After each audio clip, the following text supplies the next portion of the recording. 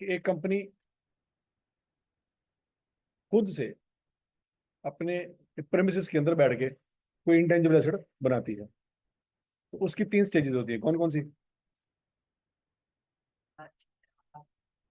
Research, development और commercial production. ठीक हो गया। और रिसर्च फेज मैंने बताई थी, क्या होती है जी?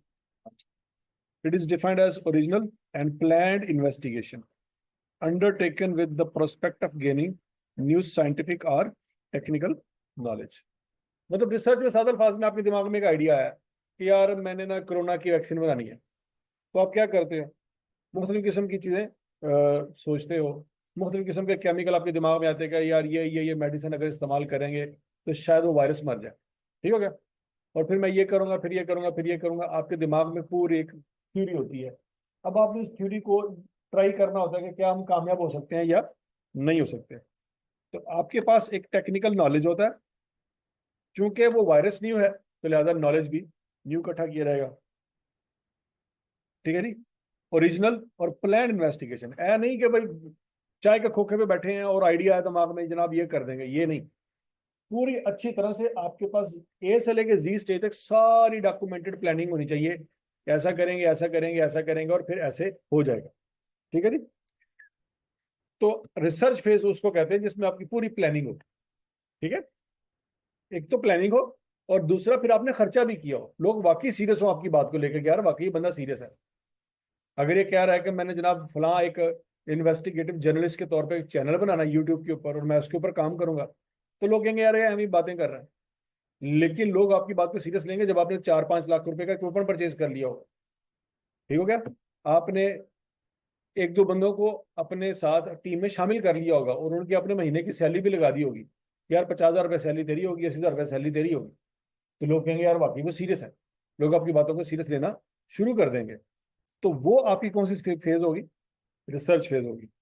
अच्छा, रिसर्च फेज का मसला ये है कि आपने काम शुरू तो कर दिया, आप सीरियस भी हैं, आप पैसे भी लगा रहे हैं, लेकिन कोई गारंटी नहीं है कि आपका काम कामयाब हो जाएगा। तो उस स्टेज में आने वाले जितने भी खर्चे होंगे वो सारे के सारे अपने क्या करने हैं? एक्सपेंस आउट करने हैं। ठीक है जी। वो कहता है इनकम स्टेटमेंट में आपने रिसर्च एक्सपेंस को कहाँ पे लिखना है? सेलिंग एंड एडमिन के नीचे लिखना है, ताकि लोगों को नजर आए कि इस कंपनी ने इस साल में रिसर्च पे पैसा लगाया। ठीक है ना। मतलब सेल आ रही होती है, कॉस्ट ऑफ सेल आ रही होती है, उसके बाद क्या आता है? Gross profit. फिर क्या आता है? सेलिंग एंड एडमिन एक्सपेंसेस आते हैं। ठीक हो गया। और यहां पे आप लिखेंगे रिसर्च एक्सपेंस,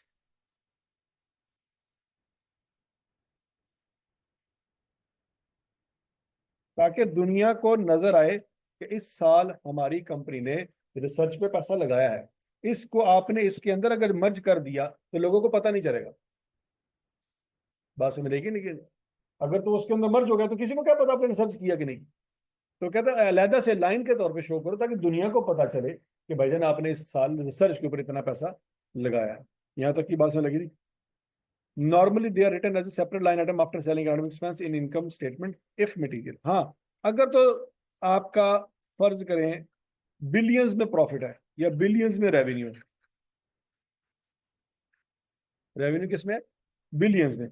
और आपने कोई 1 लाख रुपया लगा दिया है रिसर्च पे, तो ये इमटेरियल है। ये क्या है? तो उस सूरत में आप रिसर्च को सेलिंग एडमिन में शामिल कर सकते हैं, अलहदा से लिखाने की जरूरत नहीं है। लेकिन अगर आपका बिलियन में रेवेन्यू है और आपने बिलियन में रिसर्च पे पैसा लगा दिया है, तो फिर वो मटेरियल आइटम है। तो फिर आप उसको क्या करेंगे? अलहदा से शो करवाएंगे। ठीक है जी। मतलब ये नहीं है कि एक कंपनी का आपने डाटा देखा, पर इनकम स्टेटमेंट देखी, आपने देखा यार इसने रिसर्च पे पैसा लगाया है लेकिन रिसर्च पे इसने अलहदा से शो ही नहीं किया, लिहाजा ये कंपनी ठीक काम नहीं कर रही। नहीं, आपने देखना ये है कि रिसर्च पे उसने जो पैसा लगाया है वो मटेरियल भी है या नहीं है। अगर तो मटेरियल है अलहदा से शो करेंगे, अगर मटेरियल नहीं है तो अलहदा से शो करने की कोई जिम्मेदारी उसकी नहीं है। यहां तक की बात समझ लगी। अब है जी डेवलपमेंट फेज।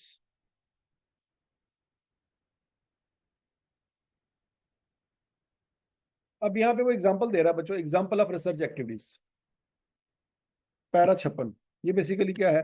ये ओरिजिनल स्टैंडर्ड है आई कैप का, IFRS का। वो हम खोल के देखते हैं उसमें क्या लिखा हुआ है।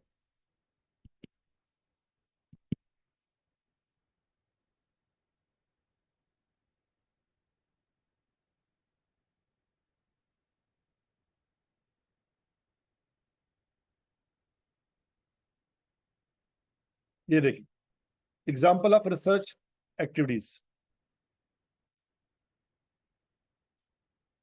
Activities aimed at obtaining new knowledge, ये बात लिखी हुई है आपकी बुक में। The search for evaluation and final selection of application of research finding और अदर नॉलेज। क्या आपने सर्च करनी है किस चीज की? नॉलेज की। ठीक है जी। इवेल्युएशन करनी है, फाइनल सिलेक्शन करनी है, मतलब आपके पास तीन चार तरह का नॉलेज है। जिस तरह से केमिस्ट्री हो गया, फिजिक्स हो गया, बॉटनी हो गया, जुआलॉजी हो गया, बायोलॉजी हो गया, वगैरह वगैरह। आपने देखना कि यार इसमें से मैं किस एरिया में जाकर रिसर्च करूं। जैसे कोई बच्चे बीबीए या बीएस अकाउंटिंग एंड फाइनेंस या कोई भी ग्रेजुएशन का प्रोग्राम करते हैं, तो उनका आखिरी सेमेस्टर में रिसर्च वर्क भी होता है। तो रिसर्च वर्क में क्या होता है, उनको बताया जाता है कि भाई आपका टॉपिक ही है मोबाइल यूज करने के फायदे और नुकसान, इसके ऊपर आपने काम करना। तो उसने फिर क्या किया, उसने पहले टॉपिक सेलेक्ट किया कि मैंने किस पे वर्किंग करनी है। ठीक हो गया? ओके। फिर उसके बाद वो जो काम है वो उसने टॉपिक सिलेक्ट करना है, ये वो वाली बात लिखी हुई है। Point number C, the search for alternative for material, devices, products, processes, system और सर्विसेज। आपके पास एक एग्जिस्टिंग मटेरियल अवेलेबल है, एक एग्जिस्टिंग इक्विपमेंट अवेलेबल है जिससे आप काम कर सकते हैं। आप कहते हैं यार ये इक्विपमेंट महंगा है, क्या इसका कोई सस्ता ऑप्शन भी हो सकता है? आप उस ऑप्शन को भी आप क्या करते हो, इवैल्यूएट करते हो कि अगर मैं ये काम ना करूं ये वाला काम करूं। इस तरीके से तो हो सकता है, लेकिन इससे सस्ता तरीका भी तो कोई होना चाहिए। मैंने जरूर 4 लाख रुपए का कैमरा पकड़ के वीडियो बनानी है, मैं मोबाइल के कैमरे भी से वीडियो बना सकता हूँ। समझ रही बात की कि नहीं आई? तो अपने अल्टरनेटिव भी तलाश करने हैं कि यार इसका अल्टरनेटिव क्या हो सकता है।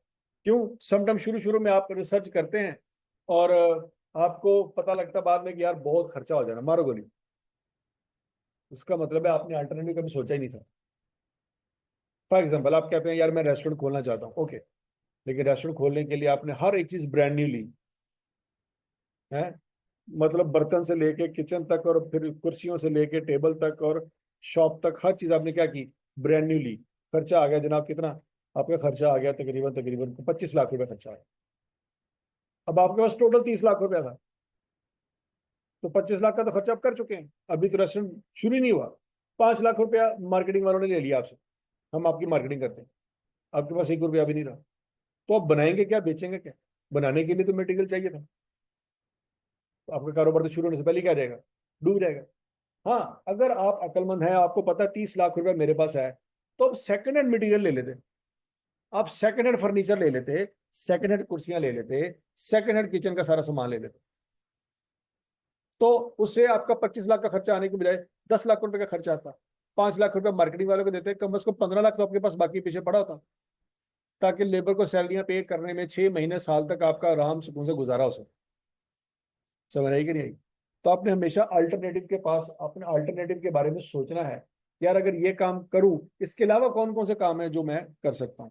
D part, the formulation, design, evaluation and final selection of possible alternative for new और improved material, devices, products, processes, systems और सर्विसेज। आपने फिर डिजाइन बनाना है, इवेल्युएशन करनी है, फिर फाइनल सिलेक्शन करनी है पॉसिबल अल्टरनेटिव। ठीक है जी। पॉसिबल अल्टरनेटिव से क्या मुराद है? देखो बच्चों, अगर हम देखें आज से 10 साल पीछे चले जाएं, 10 साल 15 साल पीछे चले जाएं, तो हमारे पास जो मोबाइल होते थे वो बटन वाले होते थे। कौन से मोबाइल होते थे? बटन वाले। किसी एक बंदे ने सोचा कि यार इसका अल्टरनेटिव भी तो होना चाहिए, बटन के अलावा भी तो जिंदगी में कोई ऐसा डिवाइस आनी चाहिए जिसमें बटन दबाने की जरूरत ना पड़े, स्क्रीन दबाएं। तो किसी एक बंदे ने सोचा, उसने पहली दफा क्या किया, बटन के बगैर मोबाइल बनाया, और वो इतना हिट हुआ, सारी दुनिया में सबसे ज्यादा उसके मोबाइल की सेल हुई। ठीक हो गया? तो किसी ने सोचा, फिर उसने सारी दुनिया पर राज किया। अगर वो ना सोचता, वो कहता सर हमने पूरी जिंदगी यही देखा बटन वाले मोबाइल, तो फिर बटन वाले मोबाइल ही चले, तो वो इतना कामयाब ना होता। तो सबसे पहले जब भी कोई बंदा कोई नई चीज लेके आएगा, तो कुछ आउट ऑफ द वे जाके सोचेगा। ठीक है जी।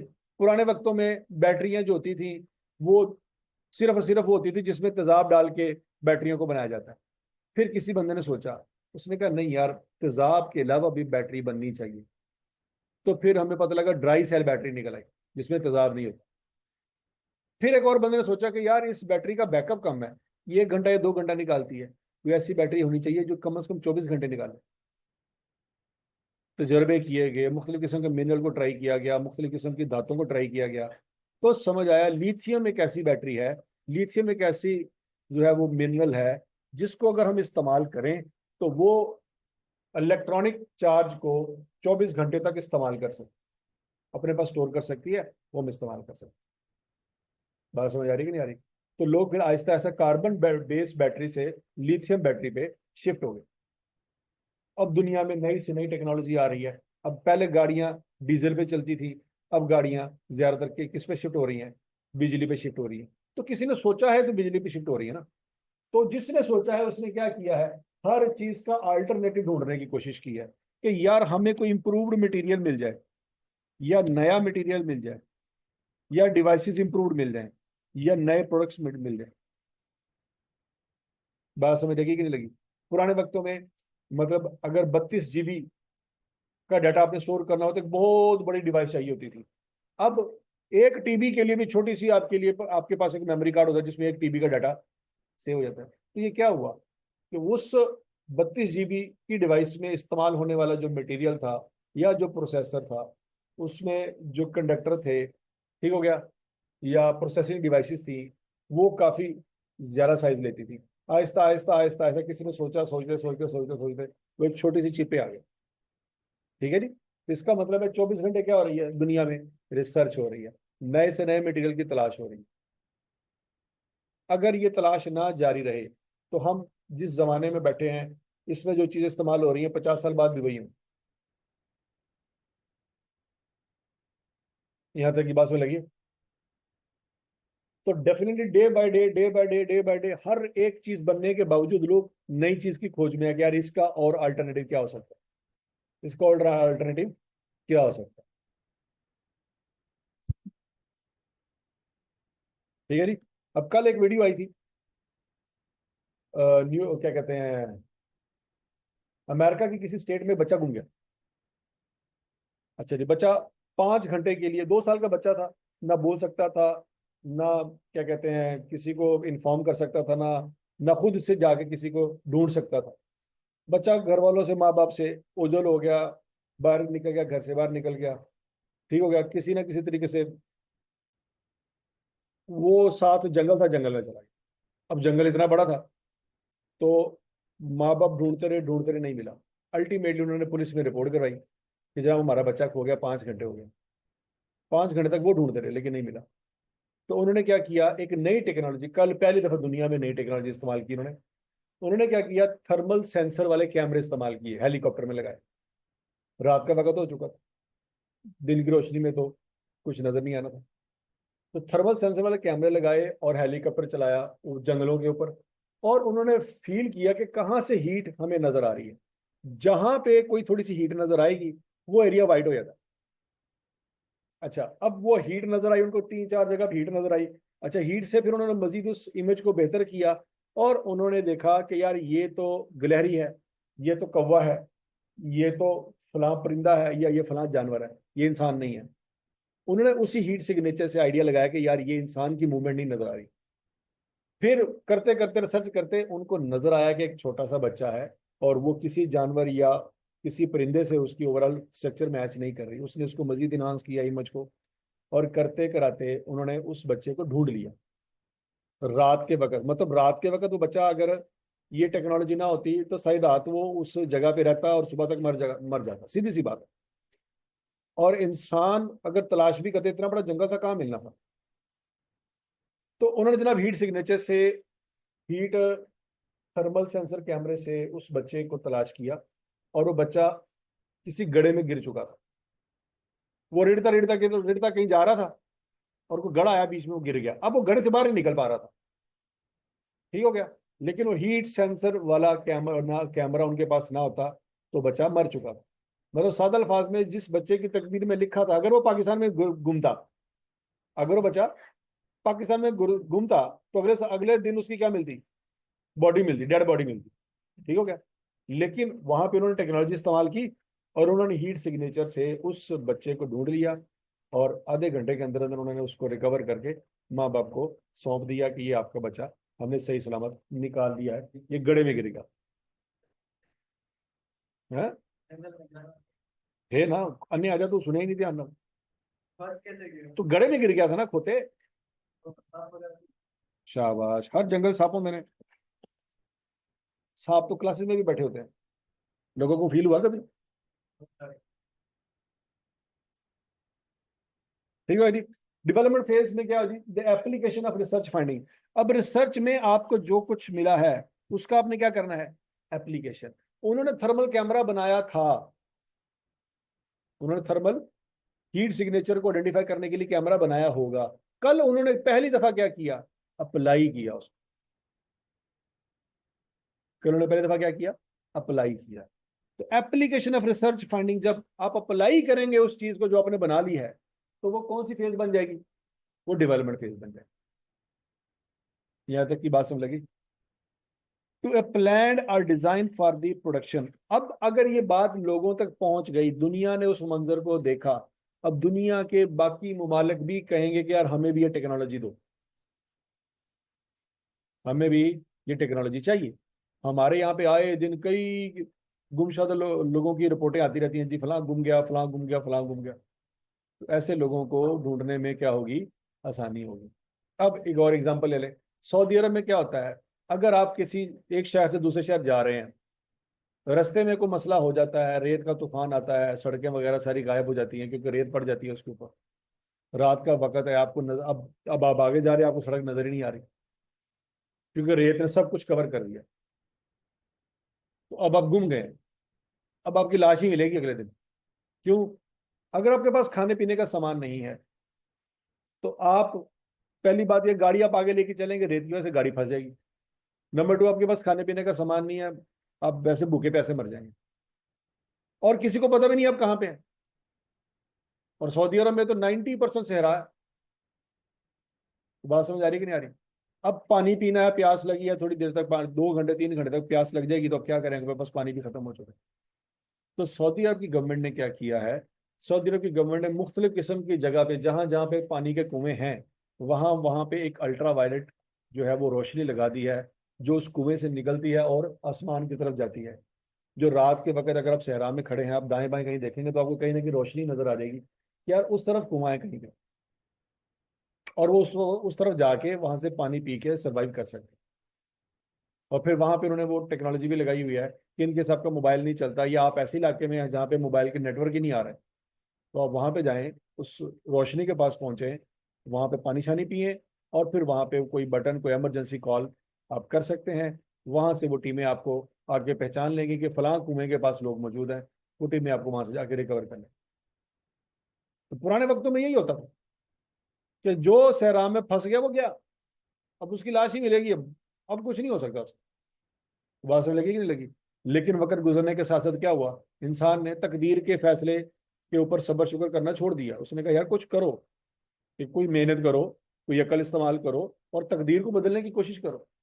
कि एक बंदा सहरा में फंस गया, 1000 साल पुरानी बात होती तो पक्का मर जाना था, 100 साल पुरानी बात होती तब भी मर जाना था। लेकिन अब इस टेक्नोलॉजी के दौर में बंदा कैसे, आप वहां का सहरा में फंस गया, तो कोई ना कोई तो आपके पास ऐसे इक्विपमेंट होने चाहिए जिससे आप उस बंदे को वहां से बचा सके। पॉइंट समझ आ गया कि नहीं आ गया? तो वो उन्होंने क्या किया, उसको डेवलप किया, उस टेक्नोलॉजी को पहले लेबोरेटरी में ट्राई किया, फिर देखा जैसे लेजर की जो लाइट होती है वो दूर तक ट्रेवल करती है, तो इस तरह से वो लाइट इतनी पावरफुल कर दो कि वो सीधी ऊपर जाए, जितनी मैक्सिमम ऊपर जा सकती है, कि ताकि दूर से किसी बंदे को नजर आ जाए कि यार उस तरफ कहीं कुआं है। ठीक है जी। The application of research finding to a plan और design for the production of new और सब्सटेंशियली इंप्रूव्ड प्रोडक्ट्स और services prior to the commencement of commercial production और यूज। हाँ, आपने एक टेक्नोलॉजी बना ली है, उसको अप्लाई करो, लेकिन अगर दुनिया सारी उसको मांगती है कि यार हमें दे दो, तो फिर आप कहां पे चले जाएंगे, कमर्शियल प्रोडक्शन की तरफ चले जाएंगे। कमर्शियल प्रोडक्शन से पहले पहले तक की बात हो रही है, कमर्शियल प्रोडक्शन की बात नहीं हो रही। नहीं बात सुन लगी। जैसे पाकिस्तान ने JF-17 बनाया बनाया, फिर इसको एयर शो पे लेके गए और चलाया, दुनिया को दिखाया कि जनाब इसमें ये फंक्शन है। दुनिया को पसंद आया तो दुनिया ऑर्डर देगी। दुनिया जब ऑर्डर देगी कि हमें 50 जहाज चाहिए, दूसरा कहेगा मुझे 20 जहाज चाहिए, तीसरा कहेगा मुझे 10 जहाज चाहिए, चौथा कहेगा मुझे 15 जहाज चाहिए, तो फिर इसका मतलब क्या है, उस एक मॉडल की अब डिमांड बढ़ गई है, अब लार्ज स्केल पे प्रोड्यूस किया जाएगा। तो जब लार्ज स्केल पे प्रोड्यूस किया जाएगा तो उस वक्त डेवलपमेंट फेज खत्म हो जाएगी, फिर कौन सी फेज शुरू हो जाएगी, कमर्शियल प्रोडक्शन शुरू हो जाएगी। तो फर्क समझ आ रहा है कि रिसर्च फेज क्या है, डेवलपमेंट फेज क्या है, और क्या है जी, कमर्शियल प्रोडक्शन क्या है। यहां तक की बात समझ लगी। जैसे मैंने वो कैमरे की एग्जांपल दी, कैमरा लेबोरेटरी में बनाया गया होगा, रिसर्च फेज। कल पहली दफा उन्होंने क्या किया, उसको अप्लाई करके एक बच्चे को ढूंढा, ये कौन सी फेज है, डेवलपमेंट फेज। दुनिया देखेगी, महीने बाद, 2 महीने बाद, 6 महीने बाद, साल बाद, दुनिया उसकी डिमांड करेगी कि हमें ये टेक्नोलॉजी दी जाए। हम इस तरह से लोगों की क्या कहते हैं, हेल्प कर सकते हैं अगर वो घूम जाए। ओके। अब वो टेक्नोलॉजी सऊदी अरब के पास तो नहीं है। सऊदी अरब ने कुएं के पास तो लेजर लगा दी है, लेकिन सऊदी अरब अगर रात के वक्त हेलीकॉप्टर के थ्रू बंदों को ढूंढने की कोशिश करेगी तो नहीं मिलेंगे, इतना बड़ा सहरा है। लेकिन अगर वो वाले उसके पास टेक्नोलॉजी हो, थर्मल सेंसर वाली, तो जहां पे रात के अंधेरे में तो कुछ नजर नहीं आ रहा, या हेलीकॉप्टर की लाइट एक जगह पे पड़ रही है तो सिर्फ वहां पे नजर आ रहा है, दाएं बाएं तो नजर ही ना आ रहा, उस कैमरे से दाएं बाएं भी नजर आएगा। उसका रेडियस बड़ा हो जाएगा, सर्च करने में आसानी हो जाएगी। ऐसे बंदे जो कुएं तक पहुंच गए उसको तो सऊदी अब निकाल सकता है, लेकिन ऐसे बंदे जो कुएं तक नहीं पहुंच पाए, कुएं तक पहुंचने से पहले वो सऊदी उनको क्या कर लेगा, डिटेक्ट कर लेगा कि फलां जगह पे बंदे मौजूद। समझ आ गई। मतलब वो टेक्नोलॉजी अगर रेल का तूफान भी आ रहा होगा तो उसके अंदर भी काम करेगी, उसके अंदर भी लोगों को नजर आ रहेगा। इवन के पाकिस्तान में भी ऐसा हो सकता है, जब धुंध आती है तो कितने एक्सीडेंट होते हैं कि लाइट धुंध में से ट्रेवल नहीं कर पाती। लेकिन अगर वही थर्मल डिटेक्टर कैमरे आपकी गाड़ी में लगे हों और आपकी गाड़ी के आगे कख नजर नहीं आ रहा, तो कैमरे आपको बता देंगे कि अगले 1 किलोमीटर तक कख नहीं है, तो आप धुंध में भी 100 की स्पीड से गाड़ी चला सकते। क्यों? क्योंकि आपको कैमरा दिखा रहा है कि रोड खाली है। क्योंकि उस थर्मल डिटेक्टर वाले कैमरे को धुंध, रेत, मिट्टी से कोई लेना देना नहीं है। वो हीट सिग्नेचर को आइडेंटिफाई करता है कि यहाँ पे हीट है, इसका मतलब है यहाँ पे कोई बंदा है, या कोई ऐसी चीज है जो कि जिसका टेम्परेचर ज्यादा है, जैसे गाड़ी है, गाड़ी से निकलने वाला धुआं, गाड़ी का इंजन गर्म है, वो आइडेंटिफाई कर लेगा कि यहाँ पे कोई हीट वाली कोई चीज मौजूद है। अगर वो टेक्नोलॉजी कल को बाकी दुनिया के मुल्क परचेज करते हैं, तो धुंध में ट्रेवल करने वाले लोगों के लिए क्या हो जाएगी, आसानी। इतने हजारों लोग जो मरते हैं वो नहीं मरेंगे। पॉइंट समझ आ रहा है। आपने देखा होगा अक्सर और बेशतर, धुंध जैसी धुंध पड़ती है मोटर बंद हो जाती है, तो फिर उस वक्त मोटर बंद नहीं हुआ करेगी, क्योंकि लोगों के पास गाड़ियों के अंदर वो सिस्टम मौजूद है जिससे पता चल सकता है कि आगे 1 किलोमीटर या 2 किलोमीटर तक कख नहीं है। समझ आ गई बात। तो ये क्या है, फिर लार्ज स्केल पे प्रोडक्शन करनी पड़ेगी, तो जब लार्ज स्केल पे प्रोडक्शन करेंगे तो वो फेज डेवलपमेंट फेज से निकल के कहाँ पे शिफ्ट हो जाएगी, कमर्शियल प्रोडक्शन पे। ठीक है नी। Since development phase is after research phase, therefore more advance stage of creation, it may be possible that item या formula is expected to generate future economic benefit and therefore amount can be capitalized। ठीक है नी। जब दुनिया को उन्होंने दिखा दिया कि भाईजान हम रात के अंधेरे में बच्चा ढूंढ सकते हैं, तो लोगों की डिमांड बढ़ेगी कि यार हमें भी ये टेक्नोलॉजी चाहिए। तो इसका मतलब है आपको फील हो रहा है कि हमारे पास जो टेक्नोलॉजी है इससे हम अरबों रुपया कमा सकते हैं। तो जब अरबों रुपया कमा सकते हैं तो वो टेक्नोलॉजी आपका एसेट बन जाएगी, बजाय इसके एक्सपेंस बन जाए। क्या बन जाएगी, एसेट। क्यों? एसेट वो चीज होती है कि जिसके इस्तेमाल से फ्यूचर में क्या हो, फायदा हो, पैसे आए। ठीक हो गया। तो ये चीज आपने जो बनाई है उससे पैसे आएंगे, तो लिहाजा वो क्या है, आपका एसेट है, आप उसको बैलेंस शीट में रिकॉर्ड करेंगे। अच्छा जी। डेवलपमेंट फेज में बच्चों याद रखिएगा कि अगर डेवलपमेंट फेज आपने स्टार्ट कर दी है, जैसे मैंने आपको एग्जांपल दिया बच्चों, जनवरी में आपने रिसर्च की,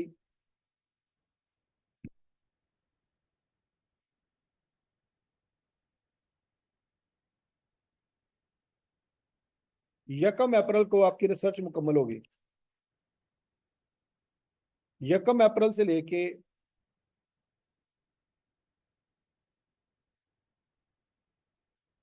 30 नवंबर तक आपकी डेवलपमेंट फेज चली।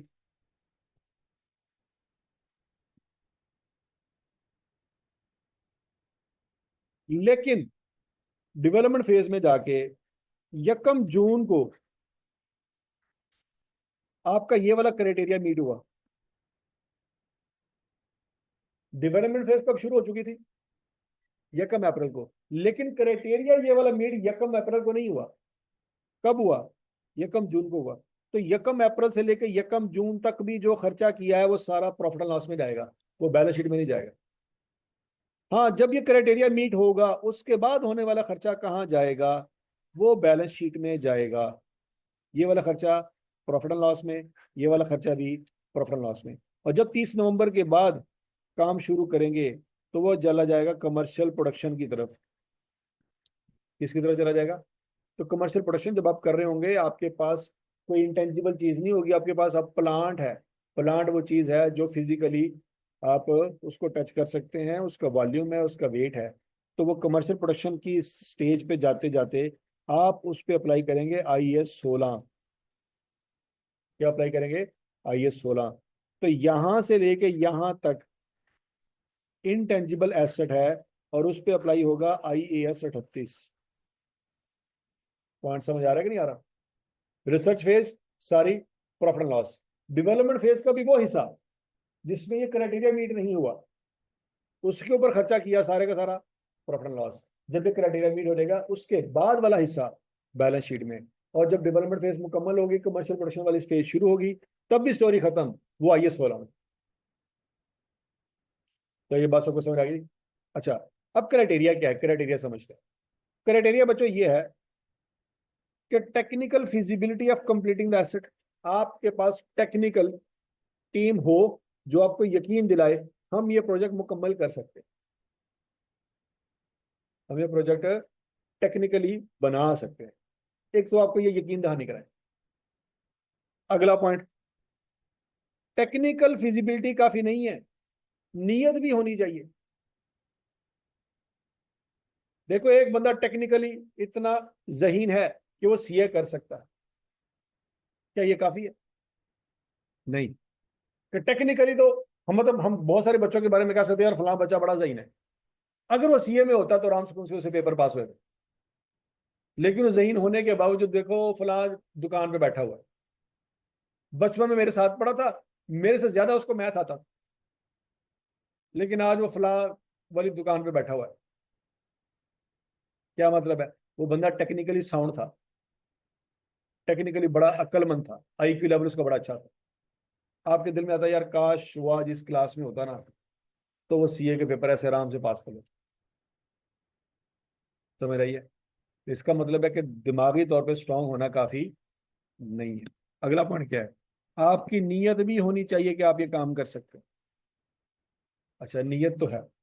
अब दो बातें होगी, टेक्निकली आप साउंड भी हैं, नंबर 2 आपकी नीयत भी है कि आप सीए कर लेंगे।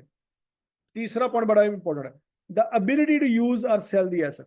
आपकी एबिलिटी भी होनी चाहिए कि आप कर लेंगे। एबिलिटी से क्या मुराद है? वो पैसे आने, आप टेक्निकली साउंड है, आपकी नीयत भी है, पैसे कोई नहीं। समझ आ गई बात? चलो जी, कॉलेज वाले तो फीस माफ कर देंगे, आई क्या फीस माफ करेगा? तो आई की फीस तो अरेंज करनी पड़नी है ना, तो आई की फीस अरेंज नहीं हो सकती तो सीए नहीं हो सकती। पॉइंट समझ आ रहा है जी? इसको सीए पे अप्लाई कर लो, पूरी जिंदगी बात याद रहेगी। जहीन बहुत है बच्चा। तो पहला पॉइंट कंप्लीट हो गया, कौन सा? टेक्निकली फिजिबल है। दूसरा, इंटेंशन, नीयत भी है। तीसरा, पैसे हैं, पैसे भी होने चाहिए। चौथा, आप इन तीनों चीजों को इस्तेमाल करके जो कल को चीज बनाओगे आप उसको कैसे इस्तेमाल करोगे? मतलब सीए कर लिया आपने, अब आपको पता ही नहीं है कि आपने नौकरी कहां करनी है। तो सीए करने का मकसद क्या था? कल को कोई काम करके पैसे कमाना। आप वो काम ही नहीं कर रहे, तो सीए करने का क्या फायदा हो? नहीं बात समझ लगी? मतलब एक बंदा उसने सीए कर लिया, सीए क्यों कर लिया? पापा ने कहा था कर लो सीए, मैंने कर लिया, अब मेरा दिल नहीं करता काम करने का। क्या मतलब है? तो सीए के ऊपर जो कुछ भी लगाया सब क्या हो गया? जाया हो गया। मतलब कुछ फीमेल स्टूडेंट है, बड़ी इंटेलिजेंट है, 90%, 95% नंबर, एमबीबीएस में दाखिला ले लिया, किंग एडवर्ड में दाखिला ले लिया, 5 साल सुबह से लेकर शाम तक मेहनत की, एमबीबीएस भी कर लिया। क्यों कर लिया जी? मम्मा पापा कहते थे कि डॉक्टर बन जाओ, डॉक्टरी होगी। अब जैसे ही वो डॉक्टर बनी, शादी होगी। अब वो घर में सास और ससुर को पैराडोल की गोलियां देती है। ये उसके एमबीबीएस का अल्टीमेटली यूज है। तो उसके एमबीबीएस में उसने जो दिन रात मेहनत की, उसका अल्टीमेटली उसको क्या फायदा हुआ? कोई भी नहीं हुआ। बात सुनिए ना, वो लाखों करोड़ों रुपया लगा के, हजारों घंटे की इन्वेस्टमेंट करके, आपने इतने मुश्किल पेपर पास करके, कल को क्या किया जी? सुकून से आज चिकन वाली रेसिपी बनाई है, ओहो बिरयानी बहुत कमाल की बनी है आज। तो यार बिरयानी तो वो भी बना सकती थी जिसने एफएससी में फेल हो गई थी। आपके एमबीबीएस ने क्या फायदा दिया दुनिया को? ठीक है, तो एमबीबीएस कॉलेज में चले जाए, 70% जो स्टूडेंट है वो कौन है? फीमेल। मेल तो थोड़े से हैं। वो 70% फीमेल जब एमबीबीएस क्वालिफाई करने के बाद जब कुछ करने की बारी आती है तो वो शादी कर लेती है। तो वो उसकी सीट पे अगर कोई लड़का बैठा होता, 90% नंबर तो उसके भी आ सकते थे ना, तो लड़का बैठा होता, वो एमबीबीएस कर लेता, तो उसने तो डेफिनेटली कोई ना कोई क्लिनिक या किसी ना किसी हॉस्पिटल में काम करना था।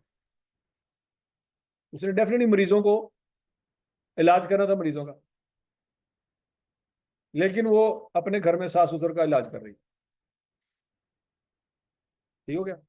बात सुन लगी है? तो जब आपको पता हो ना कि यार आपने जो करना है उसके बाद क्या करना है, सीए कर लिया, अब क्या करना है? ठीक है, तो आपको आपको बस ये पता है मैंने सीए करना है, उसके बाद पता नहीं। तो क्या मतलब है? चौथा पॉइंट आपका मसला कर रहा है। पहला पॉइंट क्या है? आप जहीन है। दूसरा पॉइंट क्या है? आपकी नीयत भी है पढ़ने की। तीसरा पॉइंट क्या है? आपके पास पैसे भी हैं। चौथा पॉइंट क्या है? सारा कुछ कर लिया हूं। How the asset will generate the future economic benefit? आपने अपने दिमाग में वो जो डाटा स्टोर कर लिया है, आपके पास वो नॉलेज आ गया है, अब उस नॉलेज को अप्लाई करने की बारी आई है और आपको अप्लाई नहीं करना आ रहा। बात सुन लगी है? मतलब कुछ ऐसे बच्चे भी होते हैं, हमने देखे हैं, सीए क्वालिफाई कर लिया, 22 साल की उम्र में कर लिया। अब 22 साल की उम्र में नन्ना मुन्ना सा बच्चा सीए क्वालिफाइड है, आते जाते उसको और बंदा में थप्पड़ थप्पड़ मार के निकल जाता है। उसको कोई सीरियस लेता ही नहीं है कि यार क्वालिफाइड चार्टर्ड अकाउंटेंट है। क्यों? वो अपनी उम्र से पहले सीए कर गया। तो इंडस्ट्री में दाएं बाएं वो नौकरी करने से डरता था कि यार मैनू कोई सीरियस नहीं लेता। मैं जब ऑर्डर देता हूँ कि यार काम करो, तो जो जिसको ऑर्डर देता हूँ मुझसे 5 साल बड़ा है, वो मेरे तो देख के हंस रहा होता है, चल तुम ऑर्डर देगा हूँ सानू।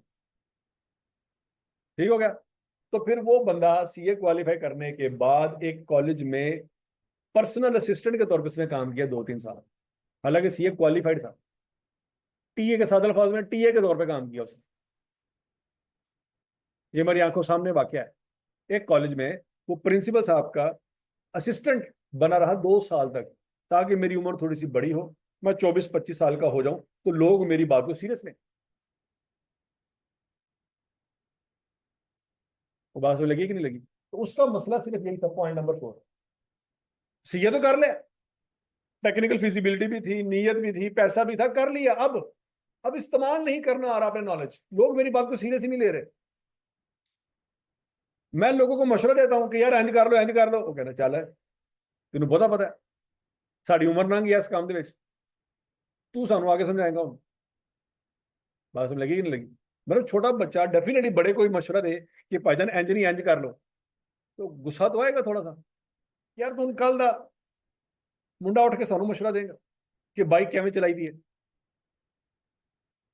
तो नॉर्मली लोग जो सीनियर होते हैं, जिनकी उम्र ज्यादा होती है, वो फिर ऐसे बच्चों की बात नहीं मानते।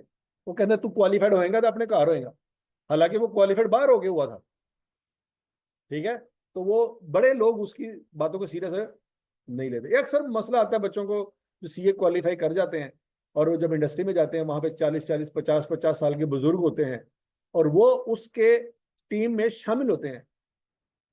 ये बंदा उन सब के ऊपर बैठा होता है, वो बुजुर्ग नीचे होते हैं, तो ये बंदा उनसे काम नहीं निकलवा सकता।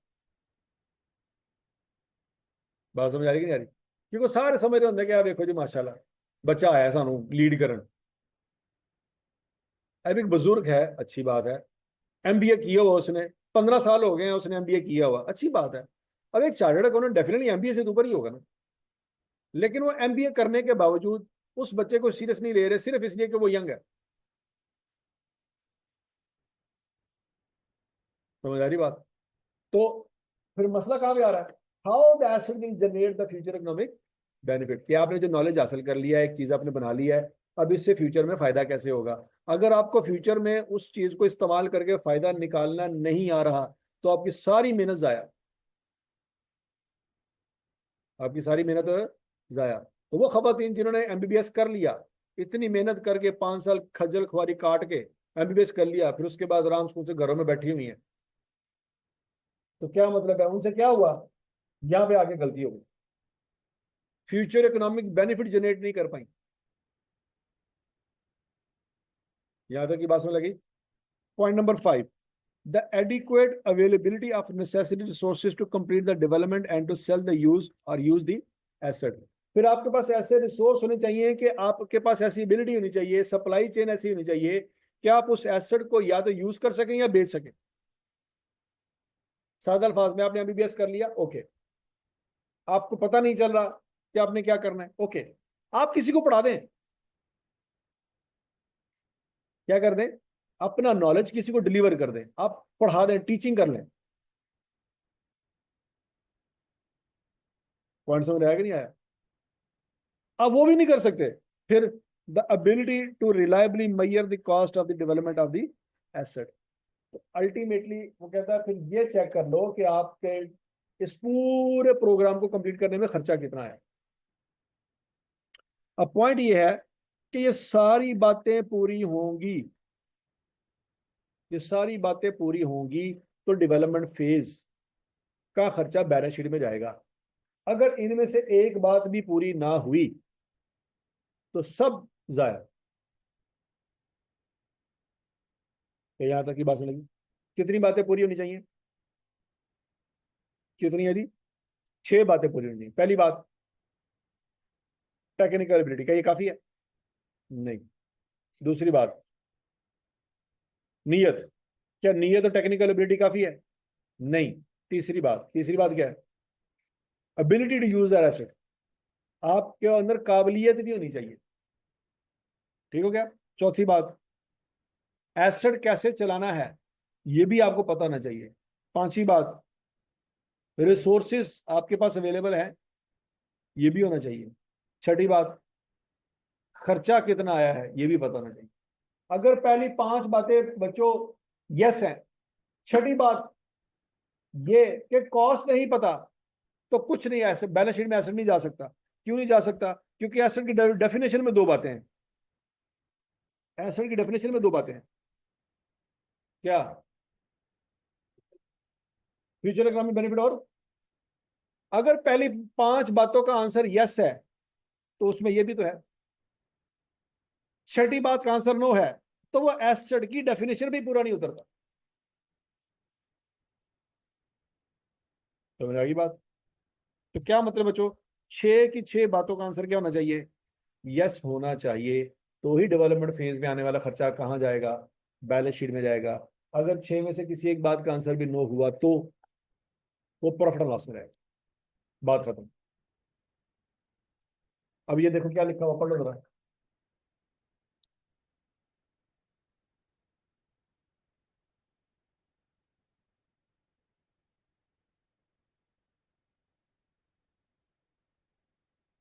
पढ़ लिया? क्या कह रहा है?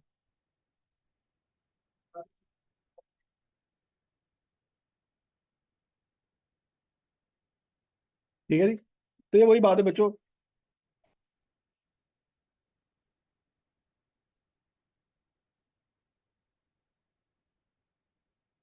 तो सारी बातें यहाँ पे होगी ना, टेक्निकल इश्यू नहीं आना चाहिए ना। सबसे पहला पॉइंट क्या है?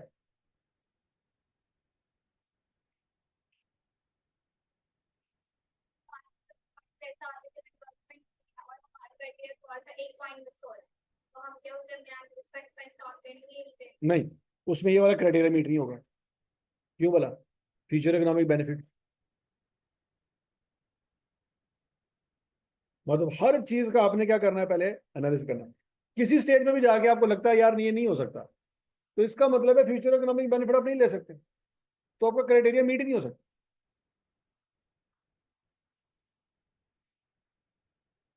देखें, यहां पे अप्रैल में डेफिनेटली जब डेवलपमेंट फेज शुरू हुई थी तो उम्मीद जागी थी। क्या उम्मीद जागी थी? कि हम कुछ कमा सकते हैं। बात सुन लीजिए, हम कुछ कमा सकते हैं। लेकिन उम्मीद में पांच चीजें और शामिल हो गई। तो जब वो पांच चीजें शामिल हो गई ना, इसका मतलब है हर तरीके से आपने टेस्ट कर लिया। नहीं बात सुन लगी? मतलब घर में एक बच्चा पैदा हुआ है, बच्चे 6 महीने साल तक जब वो बड़ा हुआ है, आपने उसकी हरकतें देखी हैं, तो हर किसी ने खानदान में हर किसी ने कहा कि यार ये बड़ा स्मार्ट बच्चा है। उम्मीद जागी है, लेकिन अभी कंफर्म नहीं है। ठीक हो गया? वो मैट्रिक तक पहुंचा, टॉप करता जा रहा है, टॉप करता जा रहा है। अब आपने उसको पहले दिन से लेके मैट्रिक तक 16 साल ऑब्जर्व किया कि यार ये बच्चा कभी भी फेल नहीं हुआ। फेल तो बड़ी दूर बात है, दूसरे नंबर पे भी नहीं आया, हमेशा टॉप पे आया। तो अब इसके ऊपर किसी को शक होगा कि ये किसी भी वक्त चवल मारेगा? नहीं। अब खानदान में किसी को इस पे शक नहीं होगा। वो उनको पता यार 16 साल हमारे सामने रहा। बात में लगी कि नहीं लगी? तो जब इतना उसको अच्छी तरह से खंगाल लिया ना आपने, अब उसके ऊपर आप ये कहें कि सर अचानक ही 6 महीने बाद वो बंदा जो था ना, वो फलां केमिस्ट्री के टेस्ट में फेल हो गया, दुनिया यकीन ही नहीं करेगी। पॉइंट समझ आ गया कि नहीं आ गया? आप यहां तक क्या करते आ रहे थे? ऑब्जर्व करते आ रहे थे। यहां पे आ गया, क्या हुआ? उम्मीद जागी। लेकिन उम्मीद जागने पे आपने बैलेंस शीट नहीं लेके जाना। आपने उसके ऊपर ये सारा क्राइटेरिया जब फिल करना है, तो आपकी उम्मीद पुख्ता हो जाएगी। अब सिर्फ उम्मीद वाला पॉइंट नहीं है, अब आपने उसको अच्छी तरह से झंझोड़ लिया। तो जब अच्छी तरह से झंझोड़ लिया, उसके बाद नहीं आप क्या सकते। नहीं समझ रहे? मतलब एक अच्छा बच्चा, डिसेंट बच्चा हो, ठीक है जी, उसने पीआरसी पास कर लिया, कैफ पास कर लिया, सीए फाइनल भी पास कर लिया, और एमएससी में जाके कह रहा है कि यार मैं ना एफएससी बायोलॉजी ना पढ़ी सी, तो मैनू ना समझ नहीं आ रही गल। अब दुनिया मतलब सर पकड़ के बंदा बैठ जाएगा कि तेन हूं याद आ रहा है कि तू एफएससी बायो ना की थी, जब एमएससी का आखिरी पेपर आ गया। और तूने पीआरसी कर लिया, और तूने कैफ कर लिया, तूने सीए फाइनल के 6 पेपर पास कर लिए, आखिरी पेपर में जाके तुझे लग रहा है कि यार ये बड़ा मुश्किल है। क्यों? क्योंकि मैंने एफएससी प्री मेडिकल से की थी। तो ये बड़ी क्या हो जाएगी, अजीब बात हो जाएगी। वो बात समझ आ रही है यारी? पीआरसी में कोई पेपर फेल हो जाए ना, तो चलो बंदा कह रहता है कि यार वो उसका मेडिकल का बैकग्राउंड था, तो पेपर नहीं पास हो सकता। बात समझ आती है। लेकिन सीए फाइनल के आखिरी पेपर में जाके के यार उसका एफएससी प्री मेडिकल का बैकग्राउंड, अब तो उसका बैकग्राउंड कब का चेंज हो गया। अब वो एक्सक्यूज नहीं दे सकता। तो वो बात बड़ी मजे का खेज हो जाएगी कि यार वो प्री मेडिकल का बैकग्राउंड था, लिहाजा बेचारे से ना आखिरी पेपर नहीं पास हो रहा। समझ आ रही बात? अब ये बात नहीं सूट करती। तो वो बात अगर रिसर्च फेज में आप करें ना कि सर ऐसा कर रहे थे, अचानक बाद में ये मसला हो गया, बात समझ आती है। इवन के डेवलपमेंट फेज में भी अप्रैल से लेके मई तक आप ये बात करें, बात समझ आती है। जून के बाद ये बात नहीं होगी। समझ आएगी बात? क्योंकि आपने हर तरह से क्या कर लिया, उसको टेस्ट कर लिया। ठीक हो गया? ये ऐसे ही है बच्चे कि आपने एक वैक्सीन बनाई, आपने कहा ये कोरोना की वैक्सीन है, बहुत आला है, तो आपने सीधे इंसानों को लगा दी। 20 इंसानों को लगाई, 19 बच गए, एक मर गया। तो दुनिया कह रही है यार मर गया, आप कह रहे हैं छो, 19 देखो बच गए। और जिसका एक मर गया वो तो आपकी पूरी जिंदगी जान नहीं छोड़ेगा। तो इसलिए मेडिकल साइंस में भी यही होता है कि सबसे पहले अगर कोई आप मेडिसिन टेस्ट करते हैं ना, तो किसको लगाते हैं? इंसानों को नहीं लगाते। किसको लगाते हैं? जानवरों को, चूहों को लगाते हैं। तो मेडिकल साइंस की तरक्की में सबसे ज्यादा कुर्बानी किसने दी है? चूहों ने दी है। बात समझ आ रही कि नहीं आ रही? तो चूहों को लगाते हैं, उनसे देखते हैं कि 20 में से 19 बच के एक मर गया। क्यों? जब तक हम हजारों चूहों पे प्रैक्टिस ना कर लें, इंसानों की तरफ जाते ही नहीं है। कोरोना आया था 2019 में, लेकिन वैक्सीन आई थी 2021 में। बात समझ आ रही कि नहीं?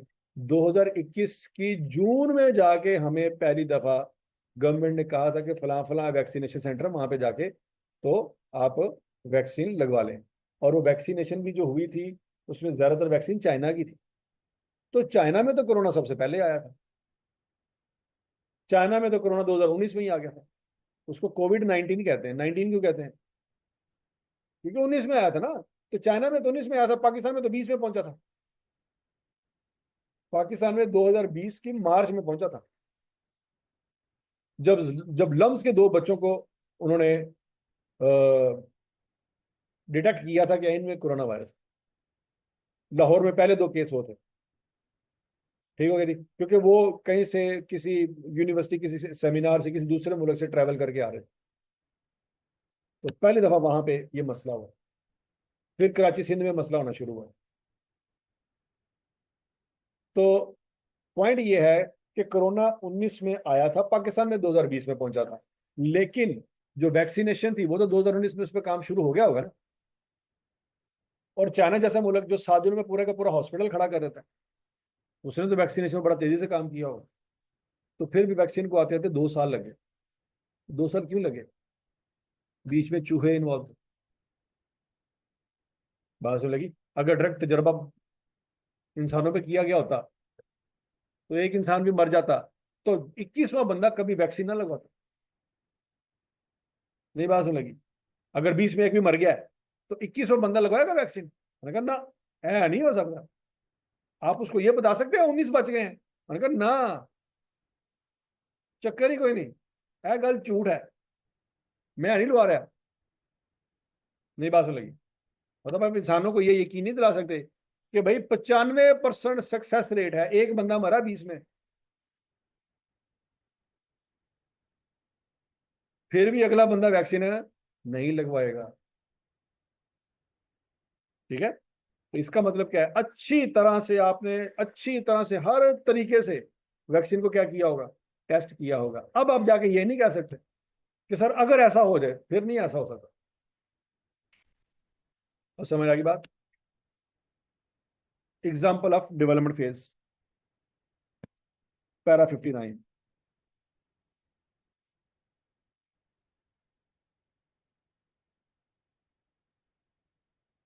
Example of development activities: the design, construction and testing of pre production और pre use prototype and models.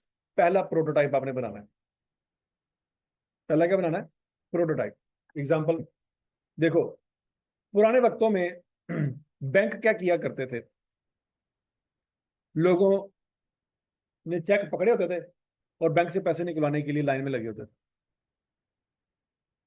और इतनी लंबी लंबी लाइन होती थी। बैंक वाले, एक कैशियर खड़ा होता था, 15 बंदे पैसे निकलवाने के लिए बैठे वहां पे इंतजार कर रहे हैं, कर रहे हैं, कर रहे हैं। वो चेक पकड़ते थे, फिर साइन देखते थे, अमाउंट देखते थे, और फिर पैसे जो ना वेरीफाई करके फिर उसको पैसे देते थे। आधा घंटा लग जाता था एक एक बंदे को डील करने में, फिर अगला, फिर अगला, फिर अगला, फिर अगला। मतलब सुबह के वक्त 9 बजे एक बंदा गया बैंक में पैसे लेने के लिए, शाम को 4 बजे वापस आ रहा। इतनी खज्जल होती थी। एक बंदे ने बैठ के सोचा कि यार ऑटोमेटिक कोई सिस्टम होना चाहिए कि इतनी देर ना लगे किसी बंदे को पैसे निकलवाने में। तो उस एक बंदे ने सोचा और एटीएम मशीन बनाई कि एक बंदा जाए, उसका वेरिफिकेशन हो कि यार ये बंदा वही है जिसका अकाउंट है हमारे पास, उसके पास एक एटीएम कार्ड हो, उसको हम एक पिन दे दें, वो पिन वहां पे लगाए, जितने पैसे निकलवाने निकलवाए और निकल जाए। तो क्या हुआ? वो बंदा जो सुबह 9 बजे बैंक में गया पैसे लेने के लिए, शाम को 4 बजे घर आया। अब वही बंदा बैंक में जा रहा है और 5 मिनट में पैसे निकलवा के वापस। तो फर्क आ गया कि नहीं आ गया? तो किसी बंदे ने सोचा एटीएम मशीन के बारे में, सोचा, अगर तो सोचा रिसर्च एक्टिविटी। फिर उसके बाद क्या हुआ? उसके ऊपर मेहनत हुई। मेहनत होने के बाद क्या हुआ? एक मॉडल बनाया गया। क्या बनाया गया? एक मॉडल, एक एटीएम, एक मॉडल एटीएम मशीन बनाएगी। Design, construction and testing of pre production और प्री यूज प्रोटोटाइप। वो जो एटीएम मशीन पहली लगी थी पाकिस्तान में, वो यहाँ पे लिबर्टी में लगी थी। ठीक हो गया। और उसको कहते हैं प्रोटोटाइप। क्या कहते हैं? वो एक प्रोटोटाइप था, या उसको मॉडल कहते हैं। तजर्बा किया गया, कामयाब होता है कि नहीं होता। हालांकि उस एटीएम मशीन को कमरे के अंदर, बैंक के अंदर 1000 दफा पहले इन्होंने यूज किया होगा खुद। बात समझ आ रही कि नहीं? कि 1000 दफा पैसे निकालो, एक दफा भी ये गलती करता है कि नहीं करता? अब देखो, पैसों का खेल है। आप 2000 निकलवाने गए, मशीन ने 20,000 रुपये निकाल के दे दिया है, तो एटीएम के बाहर तो कोई सिक्योरिटी गार्ड नहीं बैठा जो आपको पकड़ ले। आप तो पैसे लेके भागे, तो नुकसान किसका हो गया? बैंक का। तो बैंक ये बर्दाश्त नहीं करेगा। पॉइंट समझ आ रहा है कि नहीं आ रहा? तो हजारों दफा उस मशीन के ऊपर बैंक के अंदर तजर्बे हुए होंगे, जब उनको यकीन हुआ होगा कि 1000 दफा हमने पैसे निकाले, एक दफा भी ऐसा नहीं हुआ कि इस मशीन ने ज्यादा पैसे निकाले, तब जाके उन्होंने वो मशीन बाहर लगाई। यार 1000 दफा तो हमने टेस्ट कर लिया है, अब लाखों दफा टेस्ट होना चाहिए पहले। तो लाखों दफा टेस्ट होने का तरीका क्या है? कि दुनिया के सामने इसको प्रेजेंट कर दो, और दुनिया इसको इस्तेमाल करे। महीना, 2 महीना, 3 महीने, 4 महीने, 5 महीने, 6 महीने, जब लाखों दफा उस मशीन से पैसे निकले, बैंक वालों को यकीन हो गया कि ये मशीन कामयाब है। उसके बाद फिर क्या हुआ? आहिस्ता आहिस्ता आहिस्ता बैंकों ने क्या किया? एटीएम मशीन के ऑर्डर देना शुरू। तो प्रोटोटाइप बनने तक डेवलपमेंट फेज है। जब लाखों मशीनें लग गई, तो ये प्रोटोटाइप नहीं है, ये फिर कमर्शियल प्रोडक्शन। यहां तक की बात समझ लगी?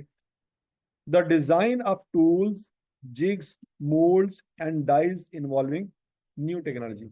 वो सांचे जिसके अंदर आप मटेरियल तैयार कर सकते हैं, that is example of development phase. आपने एक सांचा बना लिया ना, एटीएम मशीन का क्या किया आपने? सांचा बना लिया कि भाई इस तरह की मशीन होनी चाहिए। उस सांचे में आप मटेरियल डालेंगे, नई मशीन तैयार। फिर उसी सांचे में दूसरी मशीन डालेंगे, नई मशीन तैयार। वो जो सांचा आपने बनाया है, वो डेवलपमेंट फेज का हिस्सा। समझ लगी बात? तीसरा, the design, construction and operation of A pilot plant. मतलब उसी प्रोटोटाइप का एक नाम हम ये भी कह सकते हैं, उसको क्या कह सकते हैं? Pilot plant. That is not of scale economically feasible for commercial production. मतलब वो जो पायलट प्लांट है, वो एक मशीन है, वो कमर्शियली यूज नहीं हो रही, वो एक प्रोटोटाइप के तौर पे, एक टेस्ट प्लांट के तौर पे यूज हो रही है।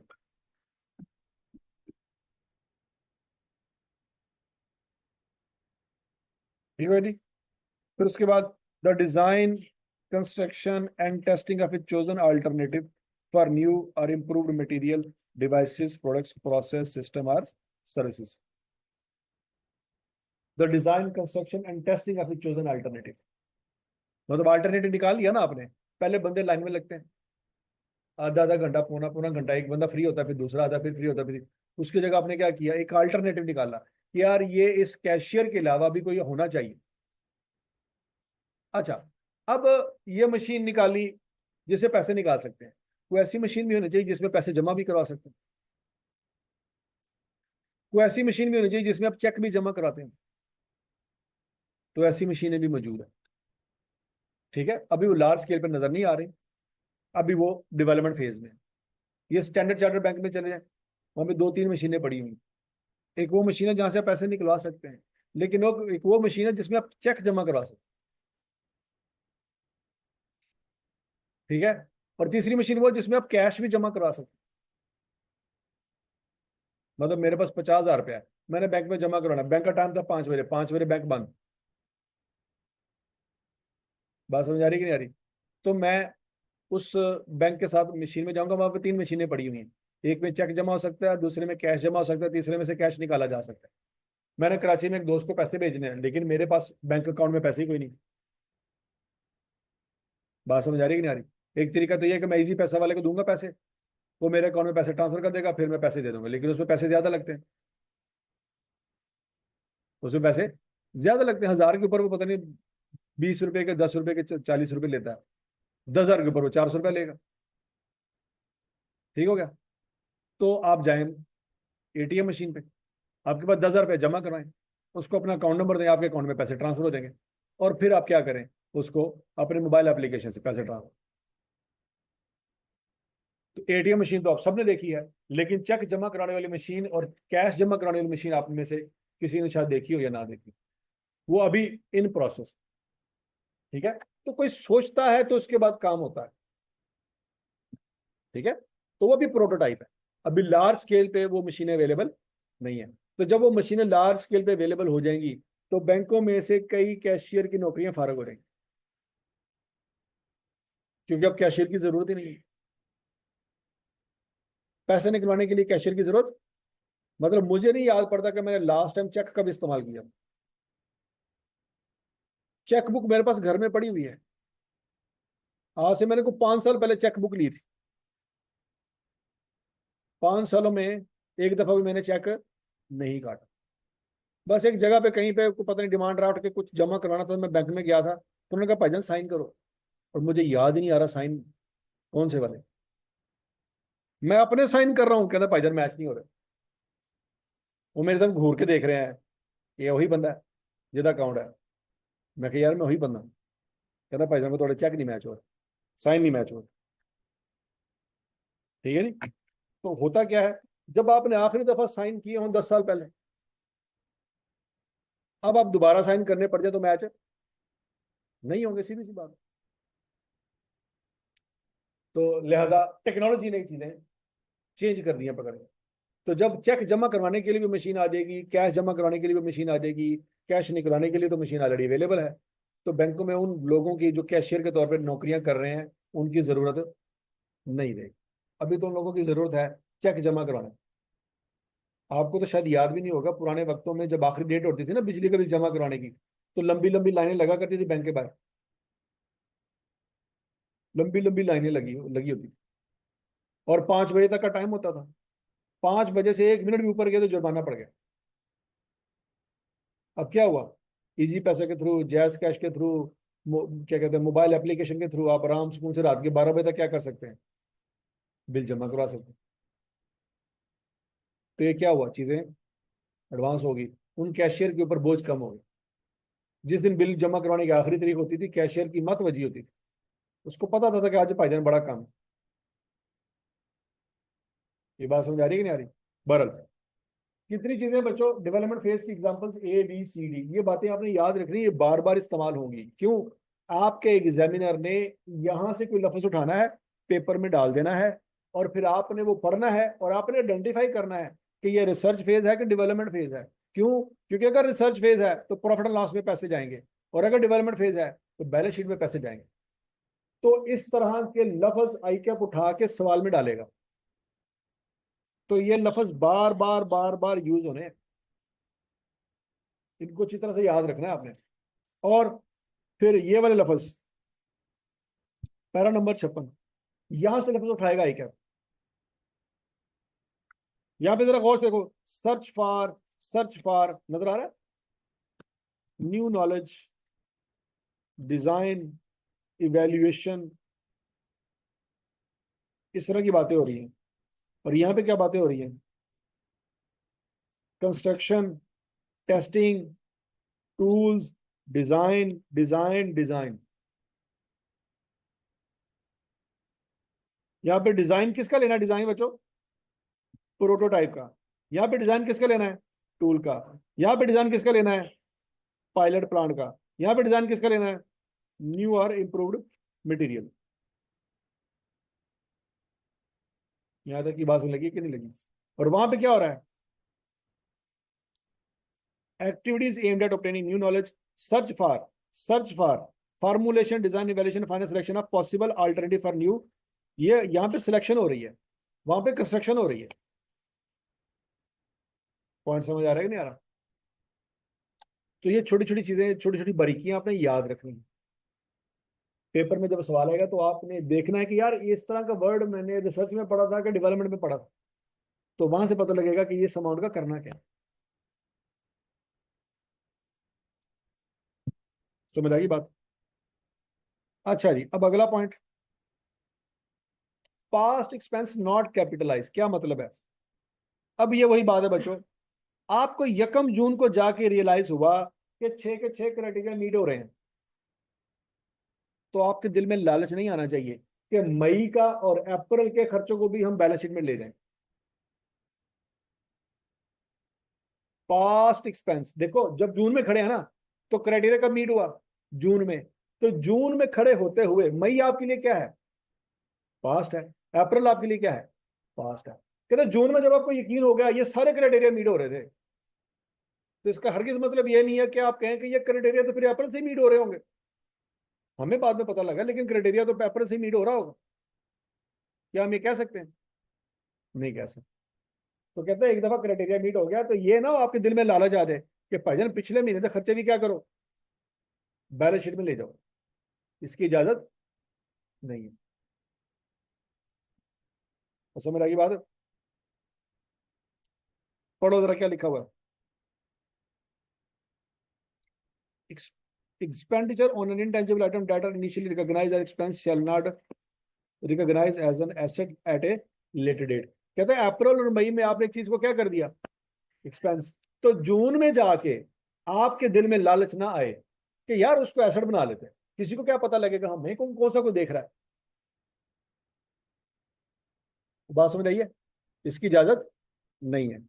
कमर्शियल प्रोडक्शन, अच्छा जी, अब आप जनाब आपकी एटीएम मशीन बन चुकी है, लाखों लोगों ने उसमें से पैसे निकाल लिए, एक दफा भी कोई मसला नहीं आया। अब क्या होगा? उस एटीएम मशीन की लाखों मशीनें बनेंगी। तो जब लाखों मशीनें बनेगी तो उसकी होगी कमर्शियल प्रोडक्शन। उसकी क्या होगी? कमर्शियल प्रोडक्शन जब होगी तो आईएस 16 में चला जाएगा सारा कुछ, आईएस 38 में कख नहीं रहेगा। क्योंकि कमर्शियल प्रोडक्शन होती ही कहाँ पे है? प्लांट पे। तो प्लांट एक फिजिकल एसेट है, तो वो कहाँ जाएगा? आईएस 16 में जाएगा। Once development phase is successfully completed, the economic benefit from the use of the development asset can start to flow into the entity. In order to achieve a better reflection of the diminishing value of the asset as a result of usage, the development asset should be amortized। कहता है once वो development phase मुकम्मल हो गई है तो अब ऐसे ही हम उसको समझेंगे कि ये एसेट अवेलेबल फॉर यूज है, और अवेलेबल फॉर यूज होने के बाद क्या होगा? उसकी डेप्रिसिएशन चार्ज होगी, जैसे आईएस 16 में डेप्रिसिएशन चार्ज होती है। लेकिन यहाँ पे डेप्रिसिएशन का वर्ड की जगह क्या उसने यूज किया है? अमोर्टाइजेशन। ठीक है जी। The amortization of development asset must begin as soon as asset is available for use. IS 16 वाली बातें शुरू हो गई। If therefore does not matter when we actually start production। ये बात वही है बच्चों, कौन सी? आईएस 16 वाली। क्या तो कहता है? यकम जनवरी को आपने बिल्डिंग ली, ओके, आपने बिल्डिंग इस्तेमाल की यकम जून को, तो क्या फिर यकम जून से डेप्रिसिएशन चार्ज होगी? नहीं। तो क्या बिल्डिंग अवेलेबल फॉर यूज कब थी? यकम जनवरी को थी। तो आपने चाहे यकम जून को इस्तेमाल की बिल्डिंग, इससे कोई लेना देना नहीं है डेप्रिसिएशन का। जब बिल्डिंग अवेलेबल फॉर यूज थी, डेप्रिसिएशन तभी से स्टार्ट हो जाएगी। वही बात यहाँ पे डेवलपमेंट एसेट की है। आपने एक सॉफ्टवेयर बना लिया, क्या बना लिया? सॉफ्टवेयर बना लिया। वो एटीएम मशीन के अंदर सॉफ्टवेयर ही तो है जो चलता है। बात समझ आएगी नहीं? बटन दबाने से कौन सी चीज है जो प्रोसेसिंग करती है भाईजान के क्या करना है? हार्डवेयर के सॉफ्टवेयर? सॉफ्टवेयर। तो सॉफ्टवेयर सारी प्लानिंग करता है, सारी कैलकुलेशन करता है, सारी कैलकुलेशन सारी प्लानिंग सॉफ्टवेयर की इस्तेमाल हो रही है। ठीक है जी। तो सॉफ्टवेयर जो एटीएम मशीन के अंदर है सारी प्रोसेसिंग वो कर रहा है, सारा दिमाग उसका इस्तेमाल हो रहा है। तो कहता है एटीएम मशीन तो फिजिकली आपको नजर आ रही है, वो तो है आईएस 16 की प्रॉपर्टी, लेकिन उसके अंदर जो सॉफ्टवेयर है वो कहाँ जाएगा? आईएस 38 में जाएगा। और चूंकि वो सॉफ्टवेयर अवेलेबल फॉर यूज है, तो उस सॉफ्टवेयर को क्या करो? अमोर्टाइज करो, डेप्रिशिएट करो। समझ आ गई बात? However, research and development project must be continuously tested during the course of completion for impairment, and whenever carrying amount exceeds its recoverable amount, an impairment loss should be recognized immediately। अच्छा, अब देखो बच्चों amortisation कब start होगी? जब जब commercial production के लिए अवेलेबल फॉर यूज हो। किसके लिए? कमर्शियल प्रोडक्शन के लिए। अब जरा सुने ध्यान से। फर्ज करो बच्चों ये टाइमलाइन है, ये 2022 है, ये 2023 है, ये 2024 है, और ये 2025 है, ये 2026 है। 2022 में रिसर्च होती रही, 2023 में डेवलपमेंट शुरू हो गई, 24 में भी डेवलपमेंट हो रही है, और 25 में कमर्शियल प्रोडक्शन शुरू हो गई। 26 में भी कमर्शियल प्रोडक्शन होनी है, और 27 में भी क्या होना है, कमर्शियल प्रोडक्शन होनी है। ठीक हो गया। यहाँ पे लगा 5 मिलियन, कहाँ जाएगा, प्रॉफिट एंड लॉस में। यहाँ पे लगा 10 मिलियन, कहाँ जाएगा। हाँ, अगर अब एक बात और याद रखनी है, जब आपको क्वेश्चन में ना बताया जाए, डेवलपमेंट फेज बस बता दी जाए, तो अज्यूम यही करना पड़ेगा कि रिकॉग्निशन क्राइटेरिया मीट हो गया। मतलब क्वेश्चन में कहा जा रहा है कि 2023 डेवलपमेंट फेज का साल था, लेकिन रिकॉग्निशन क्राइटेरिया के बारे में कुछ नहीं बताया गया, तो हम अज्यूम करेंगे कि पहले दिन से क्राइटेरिया क्या होगा, मीट हो गया होगा। वो खुद बताएगा कि भाई अगर मई मई में मीट हुआ था, तो फिर हम समझेंगे कि ठीक है, मई से पहले प्रॉफिट एंड लॉस, लेकिन वो कुछ नहीं बता रहा, तो फिर पहले दिन से ही क्या है, बैलेंस शीट। समझ लगी। कितना खर्चा हो चुका बच्चों, 10 मिलियन। तो इसका मतलब है 2023 में डेप्रिसिएशन चार्ज करेंगे, नहीं करेंगे। क्यों, अमोर्टाइजेशन कब होगी, जब कमर्शियल प्रोडक्शन वाला काम शुरू होगा, अभी तो डेवलपमेंट फेज है। हाँ, तो कहता है कि जब डेवलपमेंट फेज है तो डेप्रिसिएशन तो चार्ज नहीं हो सकती, इंपेयरमेंट हो सकती है। क्या हो सकती है, आपने FR 1 में टॉपिक पढ़ा था बोरिंग कॉस्ट। तो बोरिंग कॉस्ट का कंसेप्ट यही है ना कि आप बिल्डिंग बना रहे हैं, तो जब आप बिल्डिंग बना रहे हैं तो आपने दीवारें खड़ी की होंगी, छत डाली होगी, टाइलें लगाई होंगी, फिर जाके बिल्डिंग बनी होगी। तो ऐसा भी तो हो सकता है कि बिल्डिंग पिछले साल में शुरू की हो, अगले साल में जाके मुकम्मल हो। ऐसी है ना। तो जब बिल्डिंग बना रहे हैं, तो क्या डेप्रिसिएशन स्टार्ट कर देंगे साथ साथ, डेप्रिसिएशन नहीं स्टार्ट होगी, क्यों, बिल्डिंग अभी बन रही है। तो डेप्रिसिएशन फिर कब होगी, डेप्रिसिएशन कब चार्ज करेंगे, जब बिल्डिंग अवेलेबल फॉर यूज होगी। वही कंसेप्ट बच्चों यहाँ पे सॉफ्टवेयर का भी है। जब ये सॉफ्टवेयर अवेलेबल फॉर यूज होगा, उस वक्त अमोर्टाइजेशन स्टार्ट होगी, उससे पहले स्टार्ट नहीं होगी। अच्छा जी, ये ऐसी समझ है जैसे बिल्डिंग अंडर कंस्ट्रक्शन अभी मुकम्मल नहीं हुई, पहले साल बिल्डिंग पे कितना खर्चा आ चुका है, 10 मिलियन। तो फिर आप बैलेंस शीट में लिखेंगे, एसेट की वैल्यू कितनी लिखेंगे, जाने तो बैलेंस शीट में है। लेकिन अगर इसकी रिकवरेबल अमाउंट 8 मिलियन है, तो पहले साल ही आप फिर क्या करेंगे, 2 मिलियन का इंपेयरमेंट लॉस बुक करेंगे। कहता मोटाइजेशन तो नहीं कर सकते, लेकिन इंपेयरमेंट तो कर सकते हैं ना। समझ लगी। अगले साल बच्चों मजीद 8 मिलियन का खर्च, मजीद 9 मिलियन का खर्चा हो गया। अब बताओ बच्चों, अगले साल बैलेंस शीट में कितनी अमाउंट जाएगी,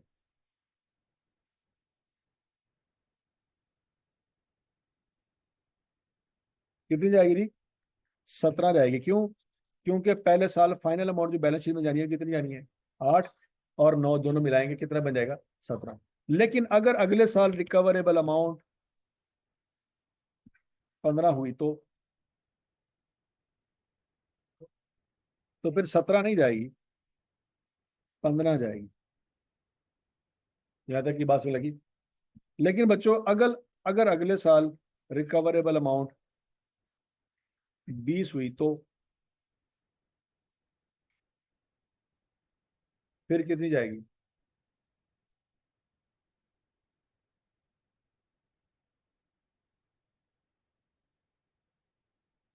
कितनी जाएगी, 19 जाएगी। कैसे, reversal of impairment loss, FR 1 पढ़ा है कि नहीं पढ़ा, कि अगर पिछले साल किसी एसेट में इंपेयरमेंट लॉस हो जाए, लेकिन अगले साल रिकवरी हो जाए, तो रिकवरी रिकॉर्ड करेंगे, लेकिन इतनी नहीं करेंगे कि उसकी कॉस्ट ही ऊपर चले जाए। देखो टोटल कॉस्ट कितनी है, तो 20 तक तो नहीं जा सकते ना।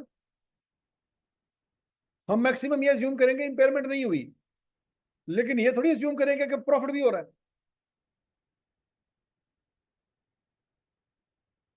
अगर इंपेयरमेंट टॉपिक ना होता यहाँ पे, तो टोटल खर्चा कितना हुआ है आपका, तो 19 तक ही रहो ना, 20 तक क्यों जा रहे हो।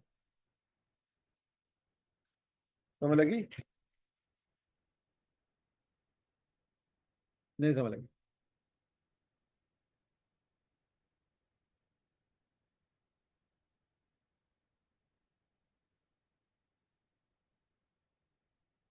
अच्छा जी, अगर बच्चों अगले साल रिकवरेबल अमाउंट 18 हो तो फिर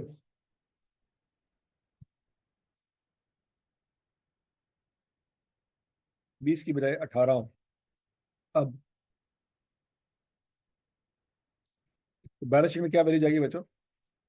18। कैसे? 1 मिलियन का मजीद लॉस हुआ है?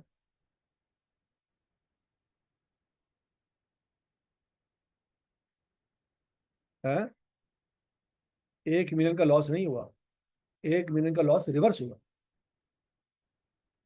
यहां तक की बात सुन लगी? क्यों? क्योंकि 8 और 9 को जमा करें तो 17 बनता है। 17 आपकी कैरिंग वैल्यू बनती है। कितनी बनती है? और रिकवरेबल अमाउंट आपकी कितनी है? 18। तो हम 18 लिख रहे हैं, 17 थोड़ी लिख रहे हैं। तो क्या मतलब है? 1 मिलियन, वैसे तो लॉस यहाँ पे कितना हुआ था? 2 मिलियन का। 1 मिलियन का रिवर्सल हो गया। यहां तक की बात सुन लगी? 18 आपकी होगी फाइनल फिगर। अब अगले साल से शुरू होगी कमर्शियल प्रोडक्शन। तो ये 18 ही अगले साल क्या हो जाएगी? आपकी कॉस्ट बन जाएगी फाइनल। अब फर्ज करो बच्चों, अगले सालों में ये एसेट डेवलपमेंट फेज से निकल के कमर्शियल प्रोडक्शन की तरफ चला जाता है, तो आपकी फिर फाइनल कॉस्ट क्या है? 18 मिलियन। और फिर जब साल पूरा गुजर जाएगा, फर्ज करो इस एसेट की लाइफ है 9 साल, तो अगले साल बच्चों क्या करेंगे? 18 लिखेंगे ऊपर, और नीचे क्या लिखेंगे?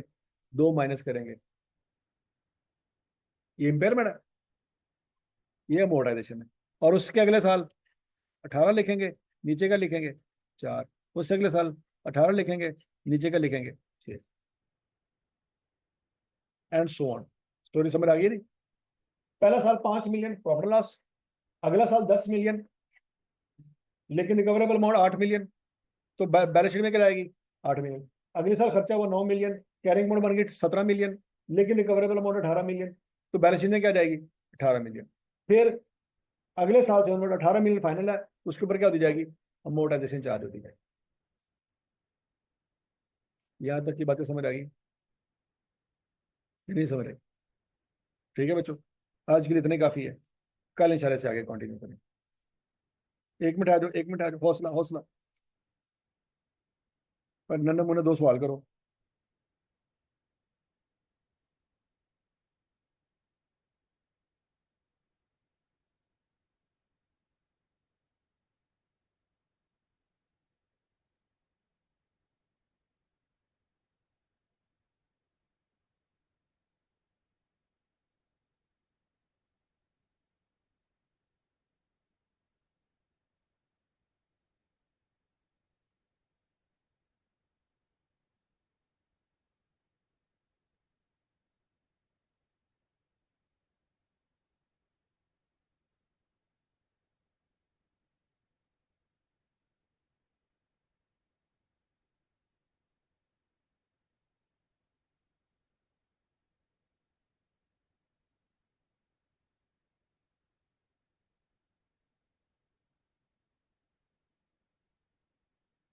हाँ जी बच्चों, ये सवाल है, करें जरा, शाबाश।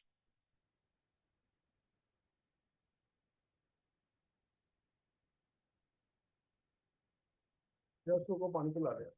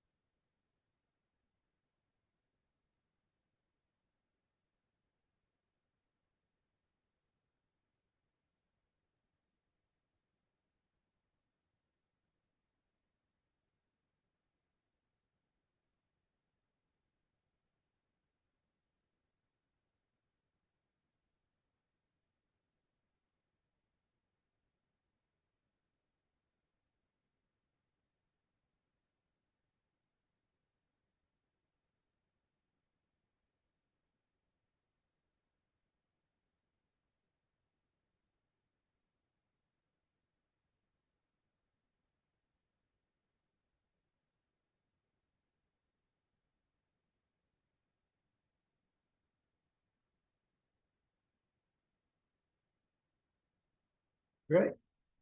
क्या होता है कैसे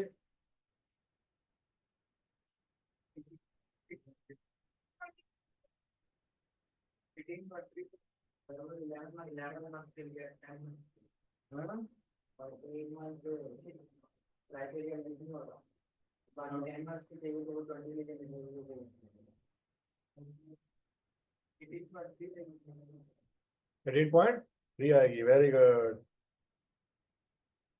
इसका आंसर है 20 मिलियन। कैसे 2022 में खर्चा कितना किया है? ये खर्चा कितने महीने किया आपने? 11 महीने। उसमें से कितने महीने में क्राइटेरिया मीट हुआ? 10 महीने। सवाल दोबारा देख ध्यान से देखो। देखो दोबारा, ये तो 22 महीने का खर्चा था, क्या ये 12 महीने का खर्चा है? 22 लिखा हुआ है,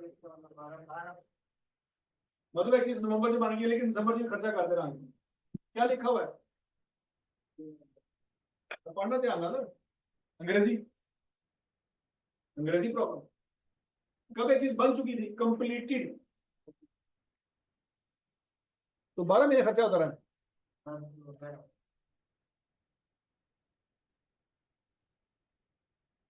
हाँ?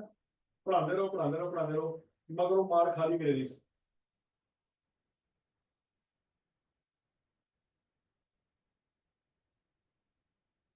ये समझ आ गया? ये आपकी जरा अंग्रेजी चेक करने के लिए मैंने सवाल बनाया था। अगला, आपने जो आंसर निकाला है वो भी लिखा हुआ है।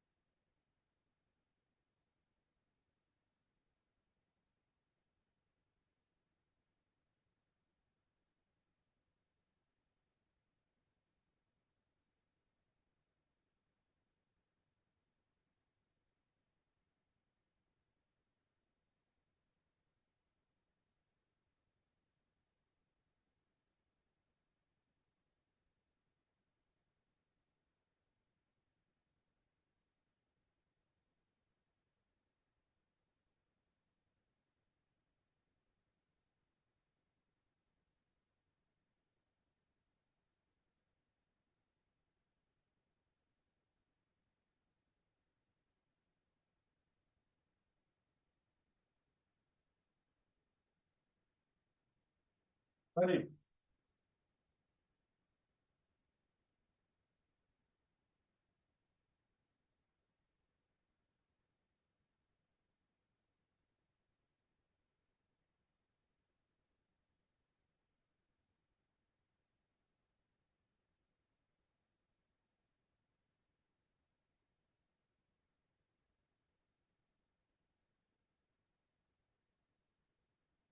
तो सर क्या था? 60 कैसे? 100 महीने का खर्चा हुआ है। ये खर्चा कितने महीने होता है? 8 महीने। तो 8 में डिवाइड करें, 12 में डिवाइड नहीं करो। कितने महीने के लिए क्राइटेरिया मीट हुआ था? 5 महीने के, तो 5 से मल्टीप्लाई करें, आंसर क्या आएगा? 62.5। तो समझ आ गया सबको? इस तरह के नन्हे मुन्ने मसले तो कम से कम हल कर लो। अभी सवाल तो इसे बहुत मुश्किल आने हैं। नहीं समझ आ रही? ये तो एबीसी है, तो एबीसी जी माशाल्लाह सी रगड़े गए। XYZ तो बड़ी बात चुआनी। चलो जी, आज के लिए इतने काफी, कल इंशाल्लाह हम आगे चलेंगे।